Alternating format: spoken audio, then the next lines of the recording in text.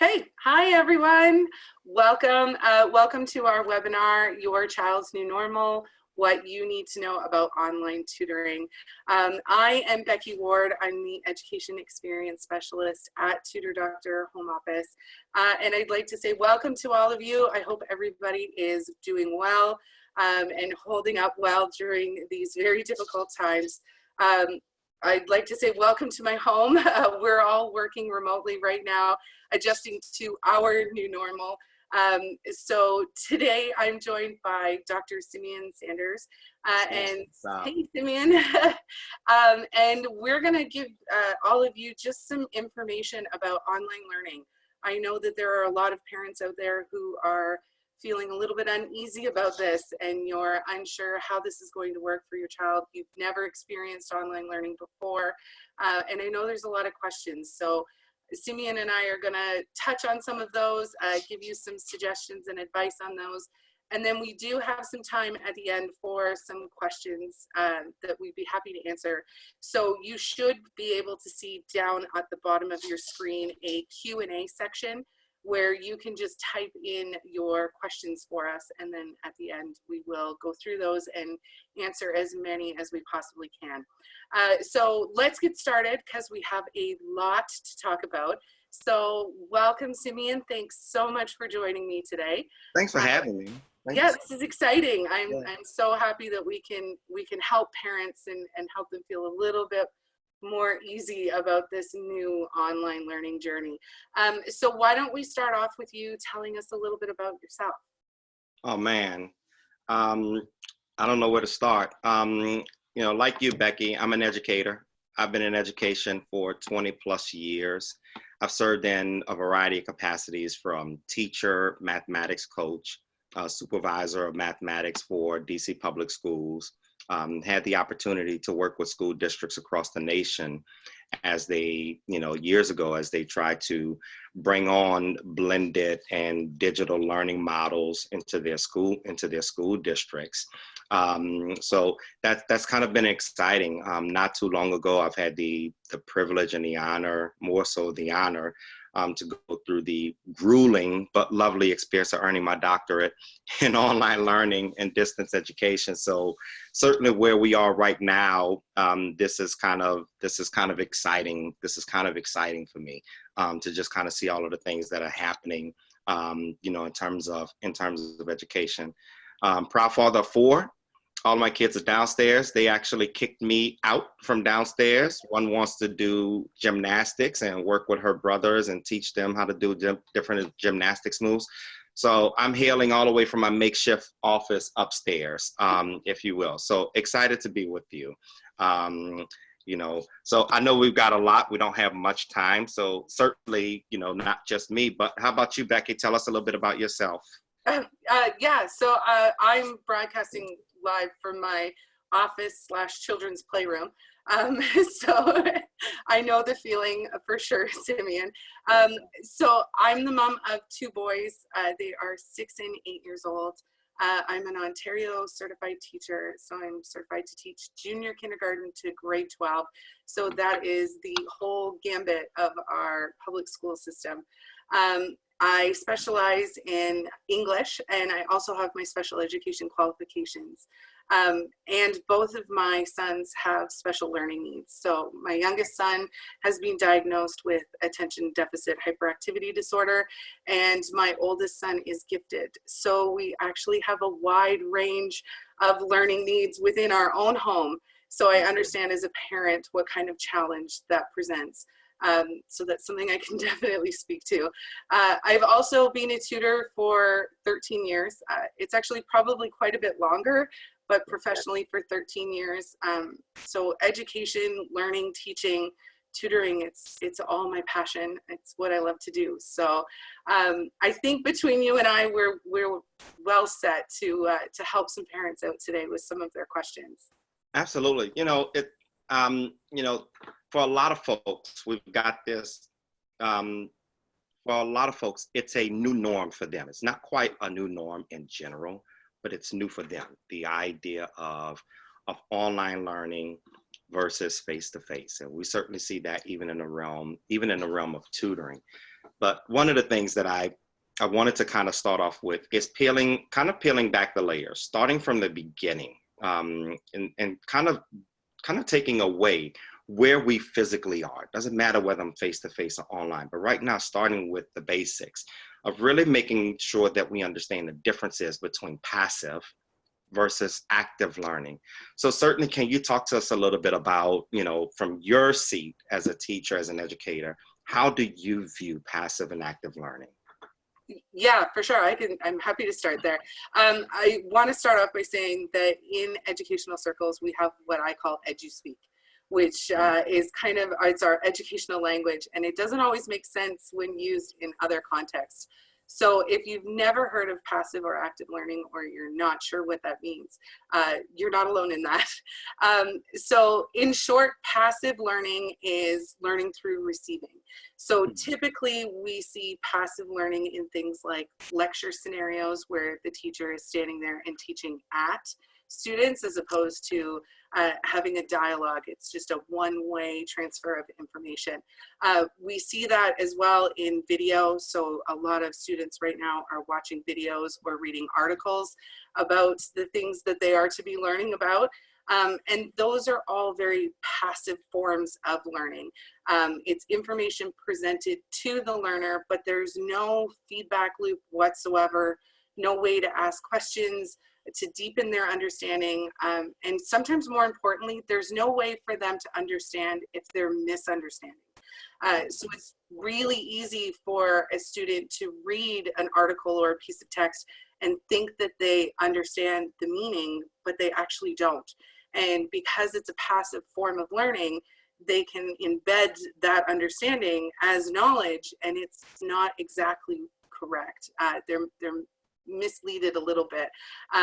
So passive learning certainly has its place within education, but it's not the most effective form of learning. On the other side, we have active learning, and that is when the student is an active participant in their learning journey. So that's when you see students working directly with a teacher, a tutor, a parent, and taking on that active role in their learning. It's a dialogue, it's a back and forth where students are able to ask questions, they're able to explore things physically through things like science experiments or what have you, and they're able to interact with their learning in a different way. So an example of this would be, so my son was reading a science article yesterday. He loves science. And that's very passive because he's just taking in the information from the article and interpreting it however he sees fit. Whereas if he were to participate in one of those video feeds with the International Space Station, and he had the opportunity to ask questions to the astronaut and learn from that expert, and have a dialogue with them, that would be more of an active learning situation. And there are active learning opportunities out there for our children while they're trying to learn online right now. It's just a matter of finding them.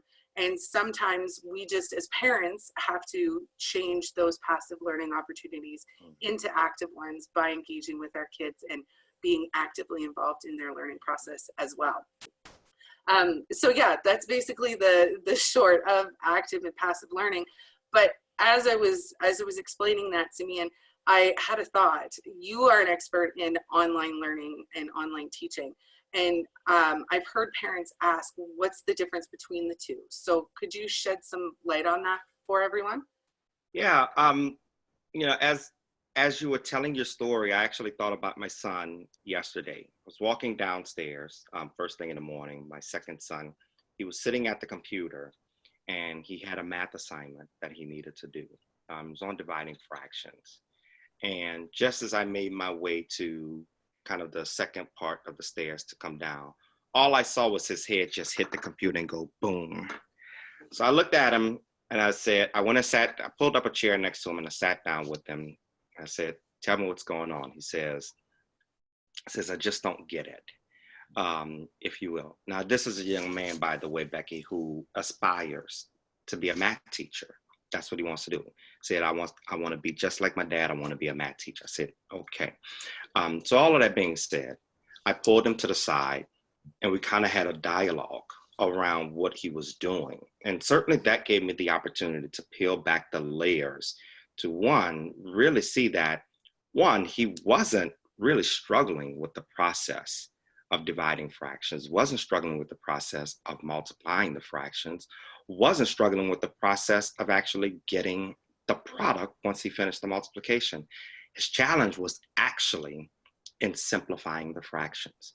So I was able to peel it all the way back and show him that his struggle was actually in finding the greatest common factor to simplify his fractions. Well, you can't do that when you're just sitting in front of a worksheet. If you're just sitting in front of a worksheet and you're gonna watch a Khan Academy video, very similar to what you just kind of discussed, if that's all you're going to do, at the end of the day, what you're really doing is more of online learning. It is very passive in nature. It takes a certain type of child to be able to be sufficient in that particular realm. Make no mistake, it's not about whether that's good or that's bad. But I think where we are is recognizing the value of the interaction. That even though we are separated by distance, even though we are separated by technology, it doesn't take away the necessity for us to communicate with one another. So although I was able to do that with my son, the power of technology still enables us to do that across the airwaves in a very, very meaningful way. And that is the power. And that's how online learning differs from online teaching. In online learning in general, there is no feedback loop, as you mentioned, versus in online teaching, as you and I are sitting here right now, I can see your eyebrows. I can see when you reach for the cup. I can see when your eyes try to shift on the screen.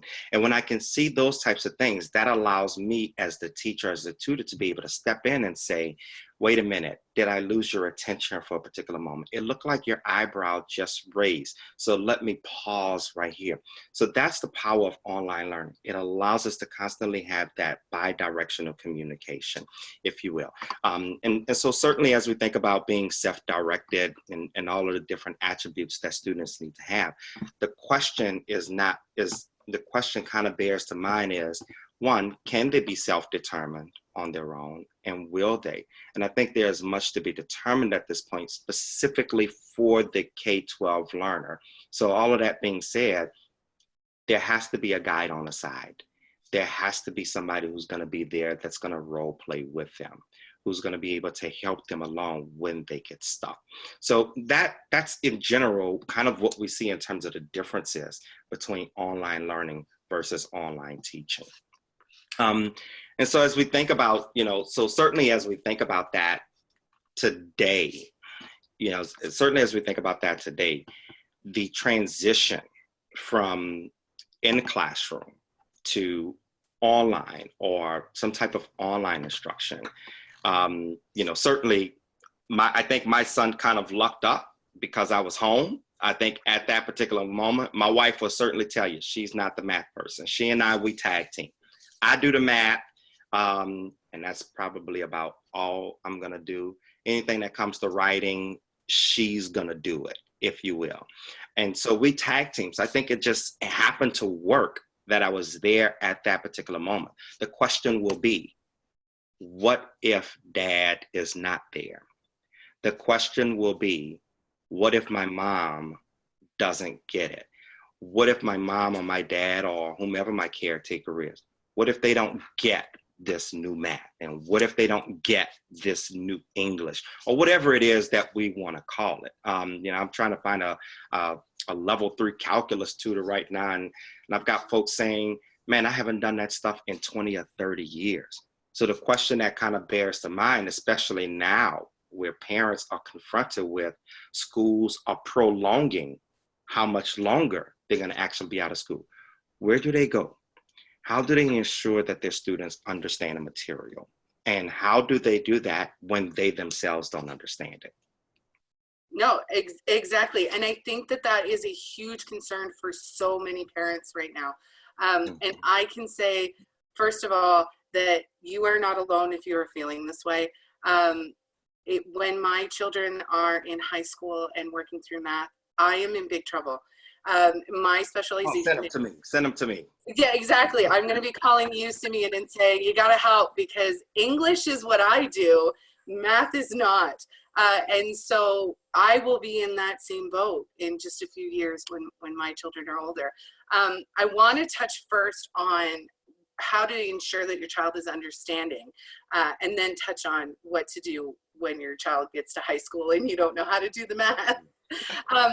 So it's really important, like you said, because we need to create that feedback loop. And what I mean by feedback loop, for people who aren't sure what exactly we mean when we say that, is just the ability for students to bounce things off of people, and to get some sort of confirmation that they're understanding, to ask questions, to have questions asked of them, to see how they're doing with it.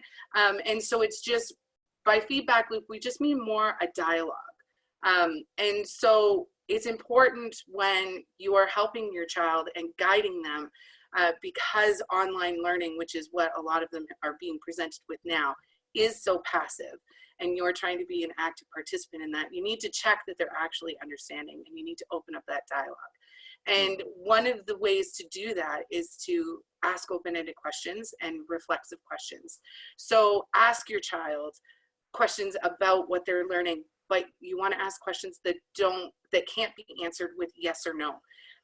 Because I mean, you know, as a parent, Simeon, if you ask your child a question that can be answered with yes or no, that is the answer that you That's all you're going to get. Yeah. Right? Did you have a good day today? Yes. Did you do anything exciting? Yes.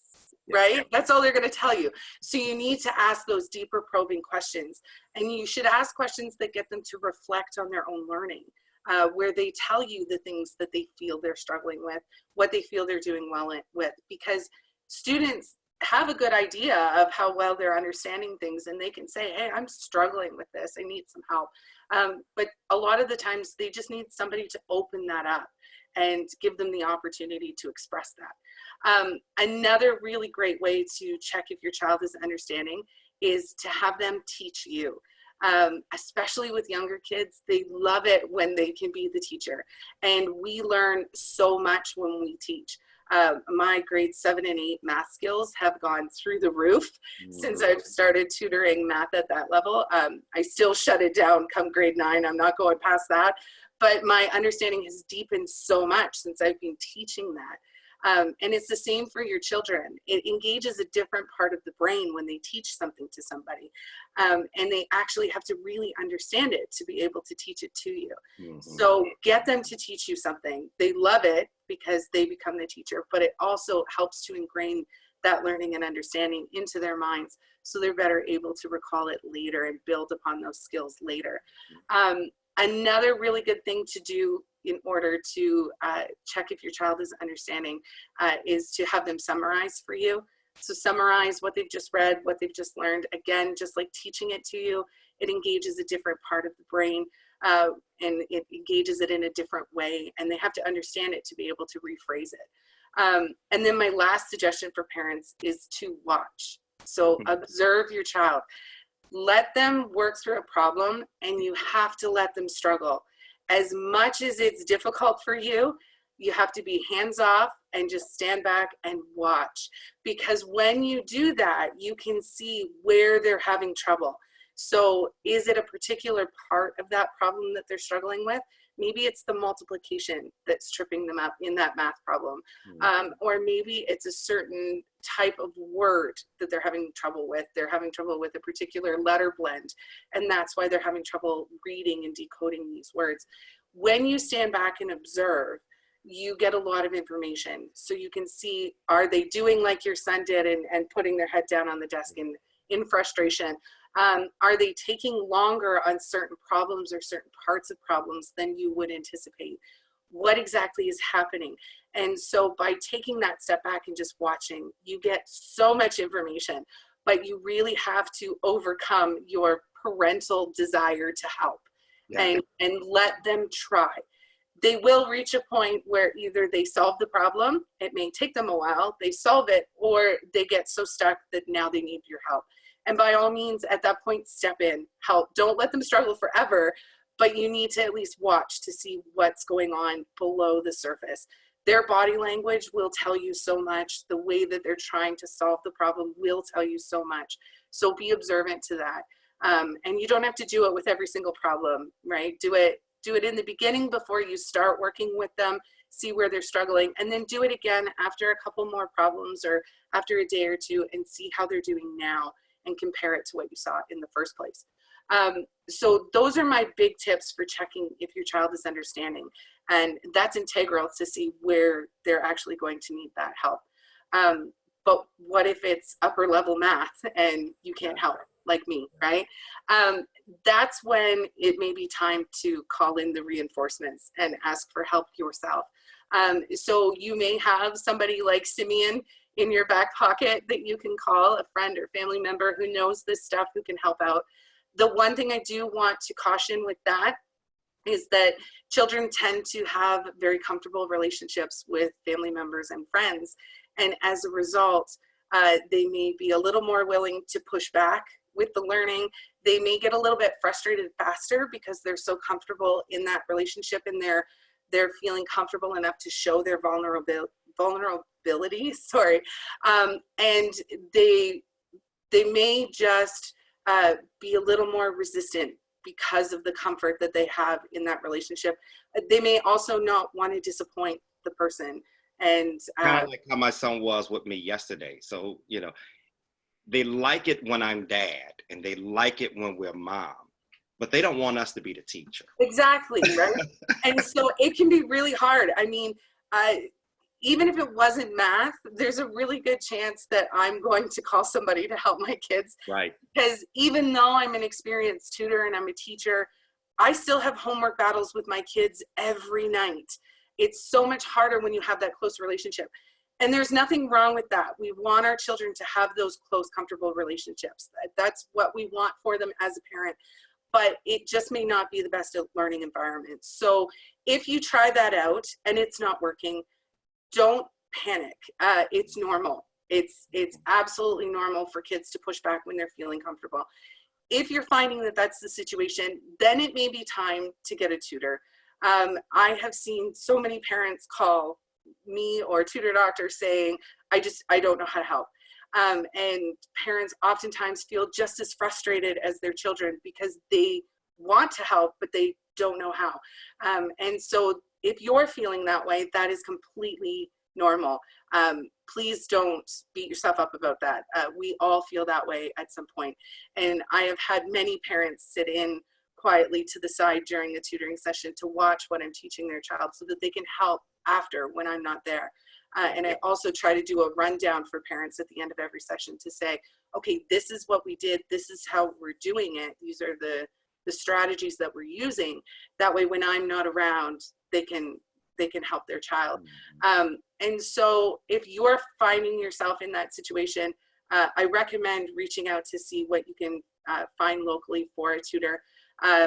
The relationship between a tutor and student, it's very similar to what you see between a teacher and student. It tends to be a little more casual, but because it's not as close as a family or friend relationship, there's still some of that formality to it, which means that the student tends to be a little more willing to work and not as willing to push back.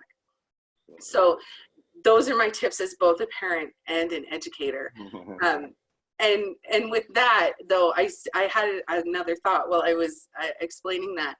I'm hearing a lot of parents saying that they're worried their child won't be able to learn online or that they won't be engaged in online learning. So tutoring is not going to work for them.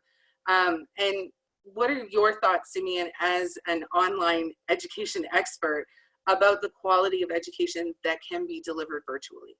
Oh man, how much time we have? Well, we want time for questions, so not a whole lot. Several years ago, during my doctoral studies, I actually, part of my research was around what we like to call attention level data. So very similar to like your Apple Watch or whatever that sits on your wrist and gives you some data about how many steps you've gone. Just a little wireless device. non-invasive, nothing along those lines. Just kind of put like this headband around you while students actually participated in an online learning activity, if you will. And what I did is captured the alpha and beta wave data and pretty much did some analysis of that data of students looking at something kind of passively, but also something from an active learning perspective. And here's what we found. What we found is, number one, the very first few seconds that we have with the learner in some type of online learning environment, it matters.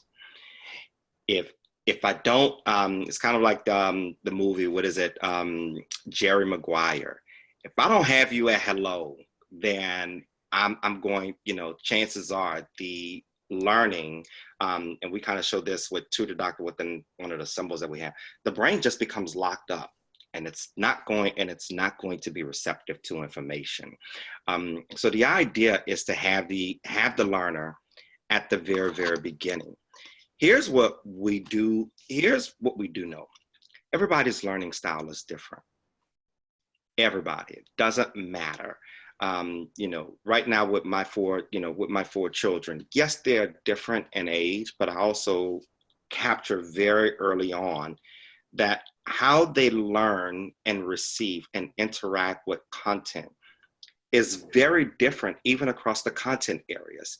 So the way that my eldest son engages with his Algebra 2 content is very different than the way that he engages with his AP government content. He has to be a different type of learner for his AP government. So they're different, they're different attributes. So that's one thing that we know. Two, especially when it comes to age differences, the biggest challenge that I have come across is the idea that my son and my daughter, they're too young.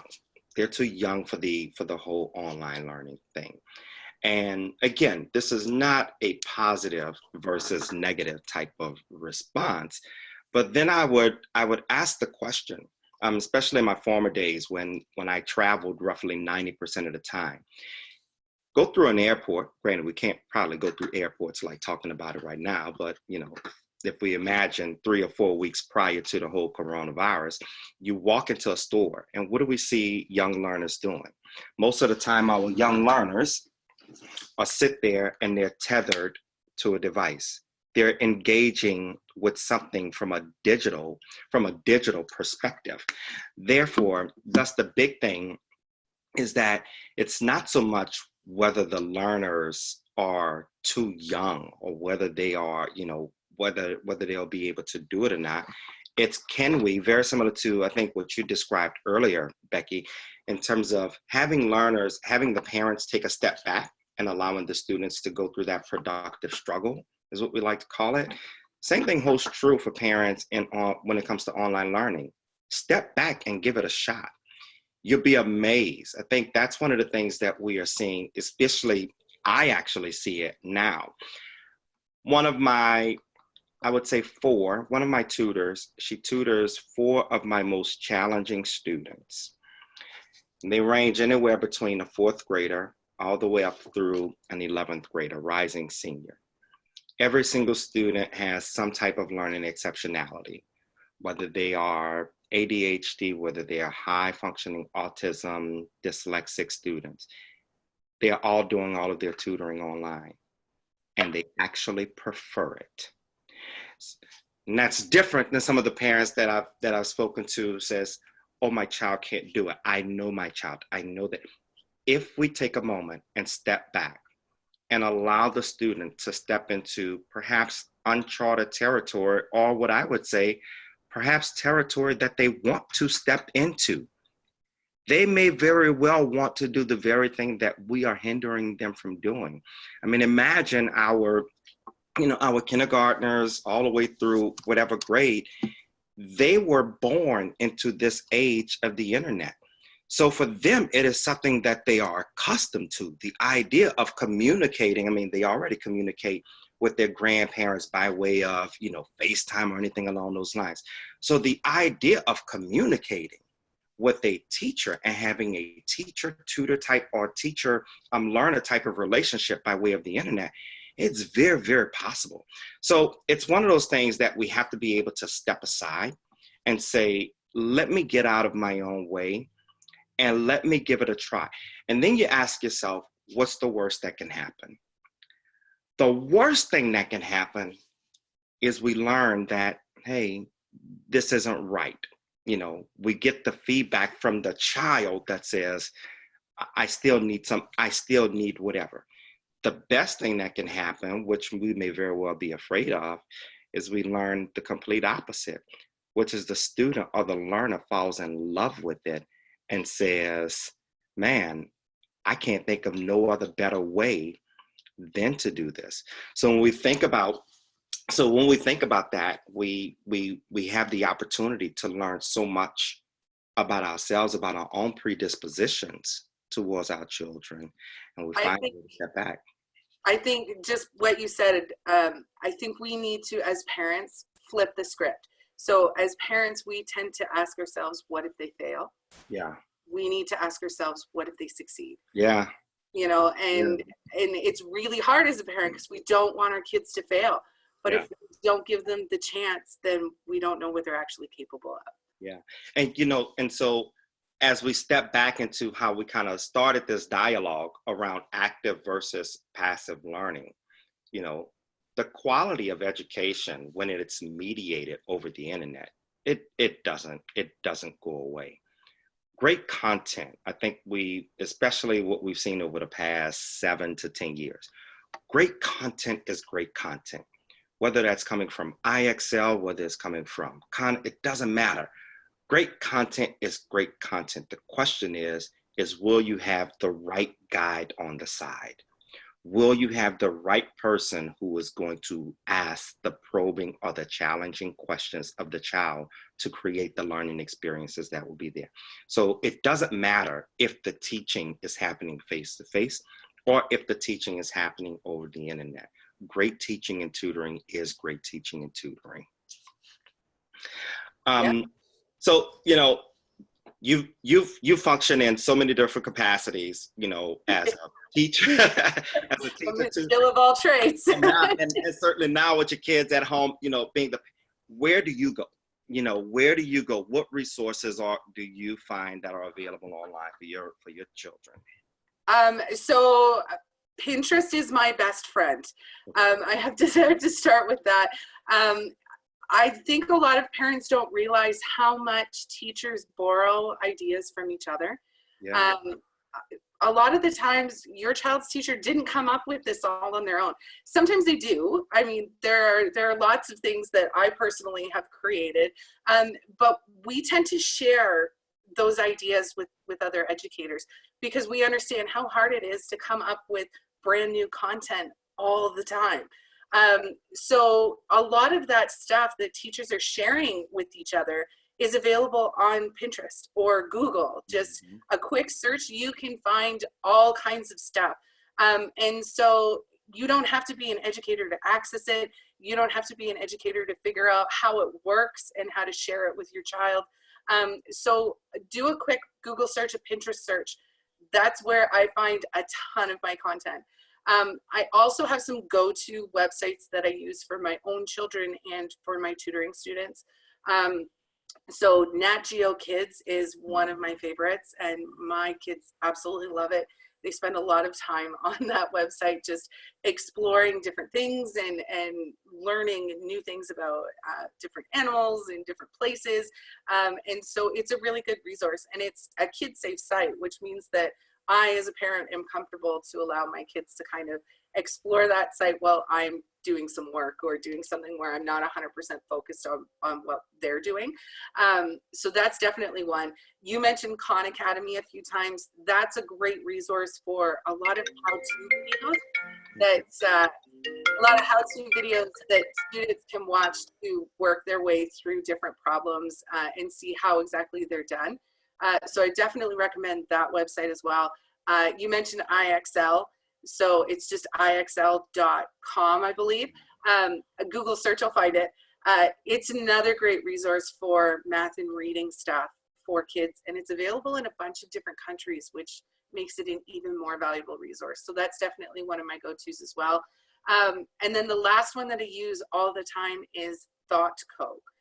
So again, a Google search, I believe it's thoughtco.com. But I use that myself as well to brush up on different topics that I might not be the most familiar with. But a student says, hey, we're working on this and I need your help with that. Oh, okay. So I go to ThoughtCo to get a lot of information that I can use. It's also really good for older students as well to read up on some articles on the different things that they may be covering in school, or just things that interest them that they want to learn more about. So those are my big go-tos. The big thing to remember with a lot of those is that they are passive learning opportunities. They're teaching at the child. Even the interactive games that we're seeing. So here in Ontario, the content that our government has put out for students with the school closures, a lot of it's online games, which is great. But again, it's still passive. The kids are being taught at, there's no dialogue, there's no feedback loop. So they really do need you to bring that learning to life. You or somebody else who can guide them through this educational journey right now. And so this is where, if you are not able to do that, as I said, that's fine. Please don't beat yourself up about that. We can't all do everything. I can't do high school math. And so that's when maybe a tutor would become a great resource for you. And the great thing about tutors, especially with Tutor Doctor, is that we all come from your local community. We have a global database. We can match you with a tutor from a different country if that will be the best match for your student. But a lot of the times they're from your local community, which means they know the local school system. They know what your child is learning with the local curriculum, and they're able to connect with your child in a deeper way because you all come from the same place, and they know they've been in your student's shoes before. So yeah, and that's my tips as a tutor, a parent, and an educator. But if I can add something, I think you really kind of hit on something, especially when we think about the content. Prior to my joining with Tutor Doctor, for about 8-9 years, I worked with a large publishing company where our focus was on digital content and serving up digital content. And a lot of the resources, so even with the resources that are available online, the question that kind of remains is the content available for practice? Am I practicing a skill versus is it actually teaching me? yeah. I sat with one of my clients, young lady in 4th grade, several months ago, and she was showing me something on one of the, I believe it was, I believe it might have been IXL. I can't quite recall what it was. But she was trying to get the ship to the other side. And in doing that, what she needed to figure out is how many moves she needed to subtract to get the ship to the other side of the island. Well, she kept adding 100 and then taking away 100. So the ship was never moving. The ship would go here, then it would go here. And so, one of the things I share with Mom, again, great resource, but the resource was not necessarily teaching her. It was to reinforce a skill that she should have already learned. So it was clear by the ship just going back and forth. And I just sat there and I watched her do the ship back and forth for about 2 or 3 minutes. I said, this ship is not going to go anywhere. It was very clear that that was a moment for reteaching. And the software that we probably may have at our disposal is not always a teaching software. Sometimes it is just skill practice. And we have to be able to make that discernment sometime.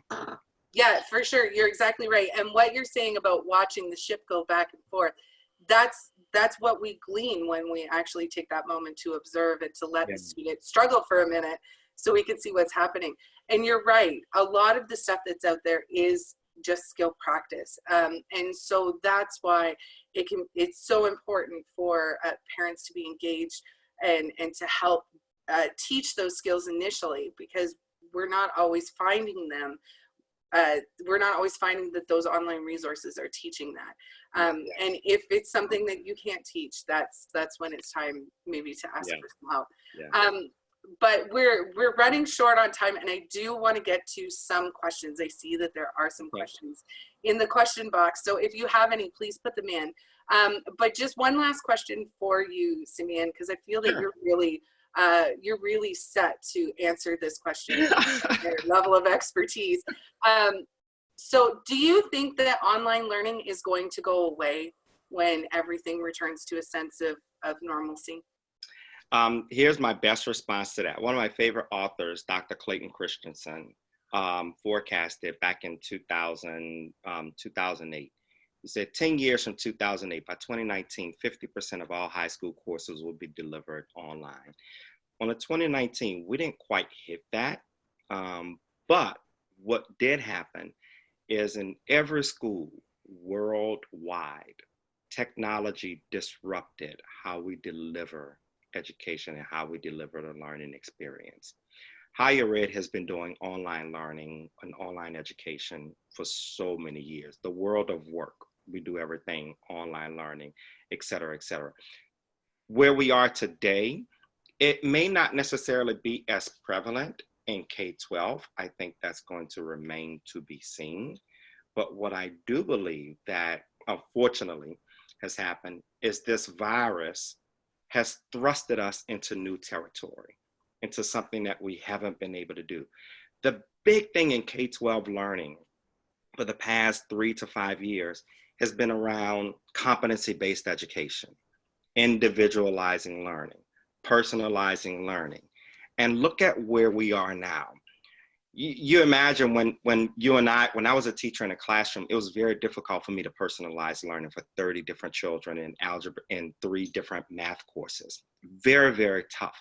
Very tough for me to meet each one of their individual needs. I think what we're seeing now as parents is just how tough it is to be a teacher. Just how tough that job really, really is. You know, so all of that being said, I think we're at a tipping point. If you imagine at this very moment, it's 1:43 p.m. Eastern Standard Time. There are thousands upon thousands of children right now learning how to divide fractions or whatever, add fractions. And can you imagine all thousands upon thousands of them? They're all learning it differently. Yep.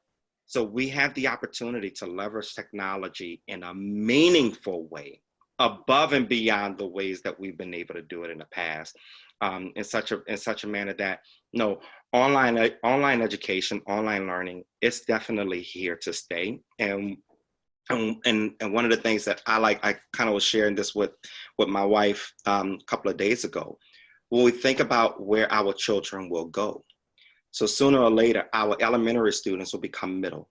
Our middle will become high. The world of online learning already exists. So is this not kind of like training ground for the world that they are going to enter as we think about college and career readiness? And so I think that is the beauty of where we are right now. We get a chance to do some things that we quite have not been able to do for whatever reason that is. And now we can leverage technology. And the beauty even today is the technology today is so different than where it was years ago. I mean, to have the conversation that we're having right now, 5 years ago, it probably would have been slow streaming and just all where we are today is in a we're on a far better path. So no, we're far. I think we're gonna actually see a demand in online. Yeah, I think so too. And I'm seeing students being introduced to these technologies so much earlier than I would have even thought. So for example, I didn't really learn what Google Docs was until about 3 years ago. And even now I'm kind of the techno behind person. There are a lot of people in the office who teach me new technologies every day. Mm-hmm. And I'm seeing my 8-year-old son using Google Docs now at school. Yeah. And I'm thinking, wow, like I just learned what that was. And here you are, 8 years old, you're using that. And the technologies that I'm seeing being brought into the classroom now, and the technologies that I myself am learning about and bringing into tutoring sessions. We're seeing that education is starting to incorporate technology more and more and more. And I think that's only setting our children up for success down the road, because then they don't have to be like me in their, well above school age, learning what Google Docs is for the first time. Yeah. So yeah, no, I completely agree, and I'm really interested to see after this is all over how much of a role online learning actually takes in our education system. Yeah. So that's wonderful. Okay, so I see our question box, the numbers going up, which is great. So we do have a few minutes left, so I want to take some questions. Before we do, I do want to let everyone know that this is just the beginning. We are going to be doing webinars like this every week for the near future, in order to help you all work through this new normal, and to help your students. So we've got some really interesting topics waiting in the wings. I'm going to be doing one on engaging your children in learning through play. So specifically how to make board games into different learning games, which is one of my favorite strategies as both a tutor and a parent. So I'm going to share some of my tips and how-tos with that. And that will be next week. And then we're also going to talk about the ACT and the SAT for those of you in the United States who are concerned about the changes that have happened with that. Talking about the impact of parent engagement on learning, how learning works. We have all kinds of different topics, and we'll be bringing in all kinds of different experts to help with that. We may see Simeon again as well. So we do have that, so please stay tuned for the releases of those registration links, and join us again on another webinar where hopefully we can give you even more information to help you navigate this new normal for your children. So let's take a look at a couple of the questions that we have here. So I'm just going through them here.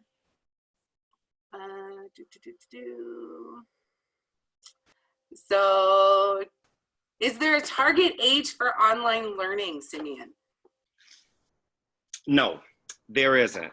There isn't a target age. I think there's something to say, however, recognizing where your child is, and from a parental perspective. So, perfect example. One of my fourth grade students, actually I have a fourth grader and I have a kindergarten student who are both being tutored right now. Well, the parent actually takes on a different role. So while the tutor is still working remotely, while the tutor is still doing the online learning and the online teaching, if you will, with the child, the parent is still sitting beside the child, both that fourth grader and that kindergartner. The parent is still sitting beside both to make sure, one, to assist in the process from the technology, because sometimes technology just does some crazy things. And so, the kindergarten or fourth grader may not necessarily know what to do, if you will. And there may very well be things that the tutor may want the child to do during that learning experience, and they need something that they would normally do face-to-face. They leverage the parent. A good way to think about it, Becky, is kind of like when we used to have our physical classrooms, and sometimes I would have a teacher's aide in a classroom who can support me. So sometimes the parent, when the children are very young, can kind of start to serve in that role as the teacher's aide or the tutor's aide, if you will. So no, there is not necessarily a good starting point or a good in terms of age. I think it just depends on what the requirement is and what the needs are. Certainly for our, when you think about the content, whether it's math, whether it's foreign language, you have to think about all of the parameters, all of the things that we need to learn. In the cases of, if I have to use math in the early years, we like to do a lot of modeling. We like to do a lot of hands-on type of things. Again, depending on what the activity is, it may very well be suitable for face-to-face. It may very well be suitable for online.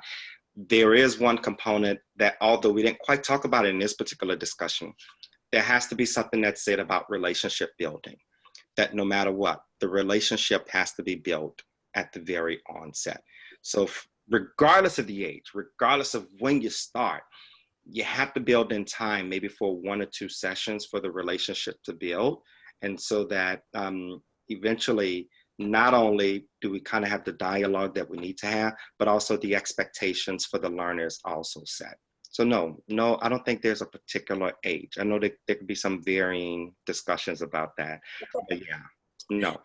Yeah, no, I completely agree. And I think the biggest thing when it comes to online learning is you don't know till you try. Yeah.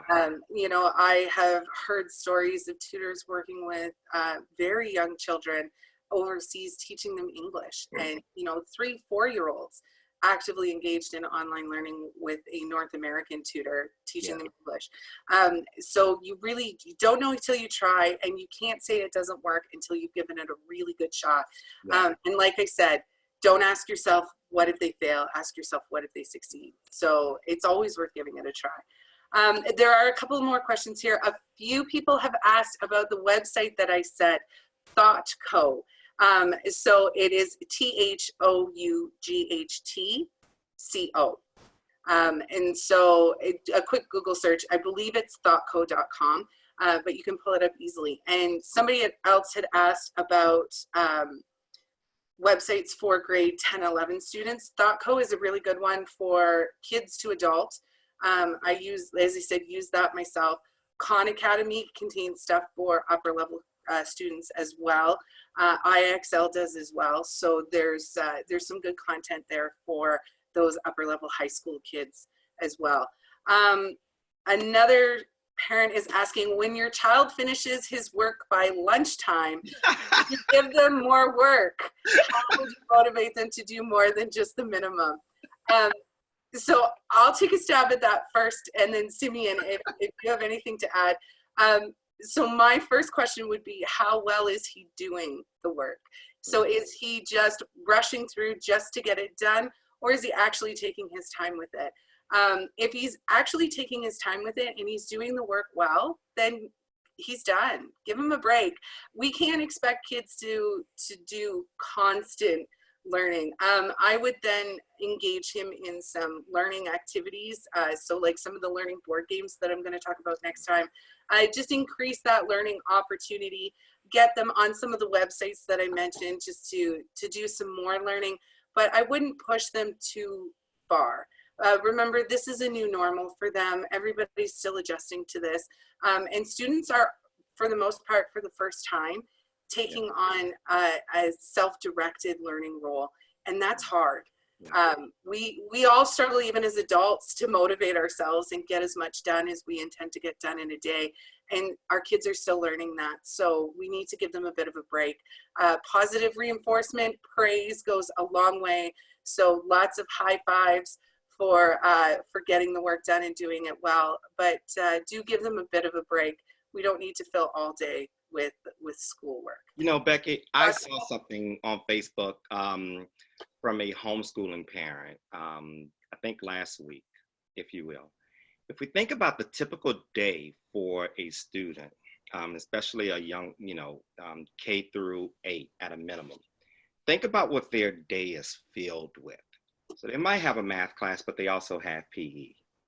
They might have an English class, but they also have art, or what we like to call today, their different specials.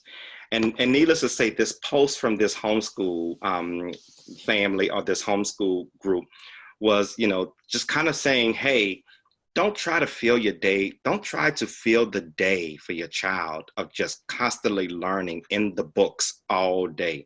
This homeschool family was like, that's not what we do. Arguably, I think where we are right now is we are homeschooling our children. And I think there's much that we can learn from the homeschool community. I really, really do believe that. And so, along the lines of what Becky just shared, hey, if they're done, but they are done with that particular activity. Yeah. It doesn't mean, I know it's right now, it's March or whatever month it's March here in Maryland. It doesn't mean that my eldest can't go outside and cut the grass. It doesn't mean that I can't teach the other one how to trim around the yard. It doesn't mean that the other, and I'm not necessarily speaking of different chores, but just there's so many other things in terms of life that extend above and beyond the math that we have to do, the English, the history. if they are done with whatever the teacher has assigned for them to do, trust me, there's other things that it's not necessarily in the books, other things that they can begin to engage in terms of life. Yeah, and you can turn almost anything into some sort of learning opportunity, learning game. So like you said, learn some of those life skills after the schoolwork is done. But you can even do things like bake together. Baking is a fractions lesson. It's plain and simple, right? We need a half cup of flour, and you know, we're going to double the recipe. So what's half a cup plus half a cup, right? We can turn all those things into little learning opportunities. They don't need to be education focused, but kids pick up learning from those. So extending beyond the schoolwork that they've been given, or those specific, this is your education framework that you're working in, and bringing them into more of those life skills and those things that provide additional learning opportunities. That's a great way to extend the learning beyond lunchtime. And so we're almost short of time, but there is one question here that I do want to address. So somebody has asked, how would you suggest supporting the online environment learning when parents are home working simultaneously during the day? Oh my. That's me. So I can start off by telling you how I do it with my own children. It's upstairs right now, but I have a giant whiteboard, and on it is things to do today.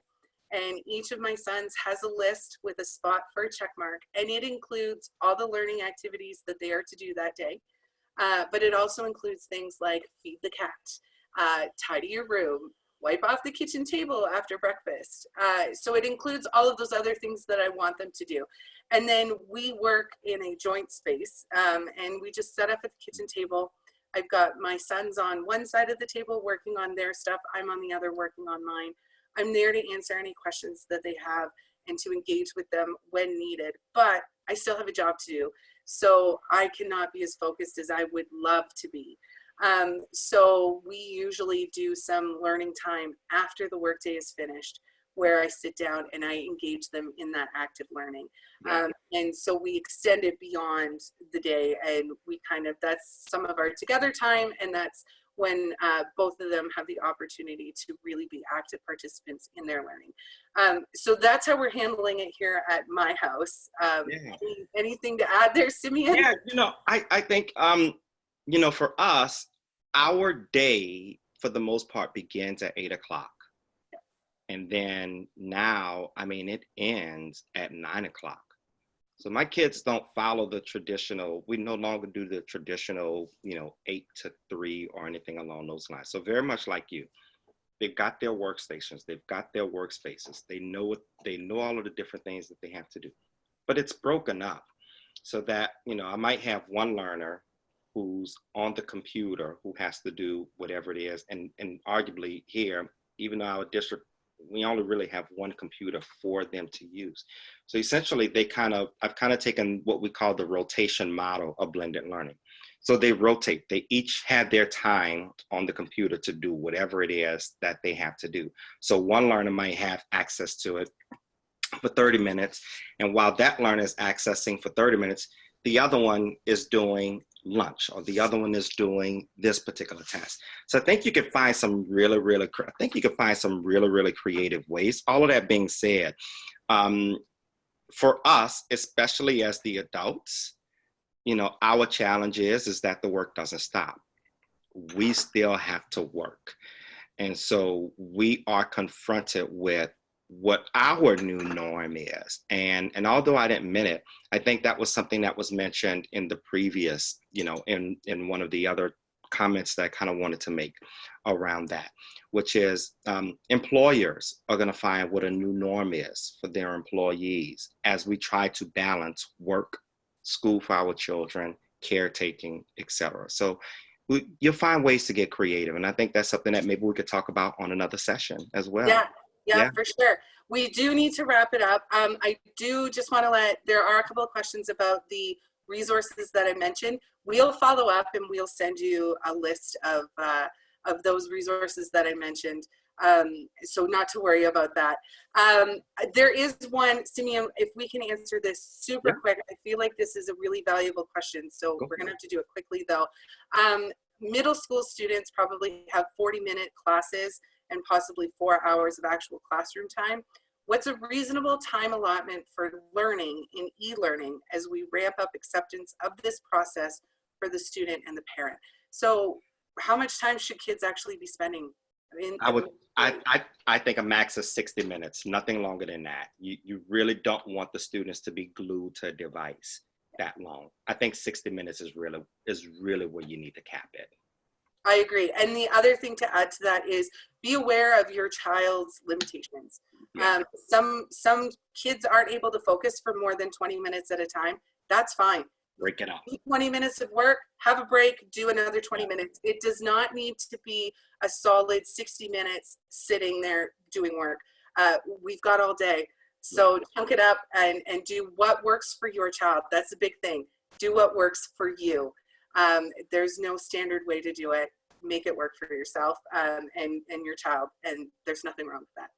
Okay, we do have to wrap up. So I want to thank everybody for joining us. I really hope that we were able to touch on some of those key questions that you have about online learning. As I said, this is just the first in a series of webinars. We will send you information on registering for the coming webinars, as well as send out the resources that I mentioned. So I want to thank you again, Simeon, for joining me today. Thank you. Thanks for having me. Thank you. Yeah, it was a great conversation, and I learned some stuff from you as well. So to everyone, we wish you the best of luck in adjusting to this new normal.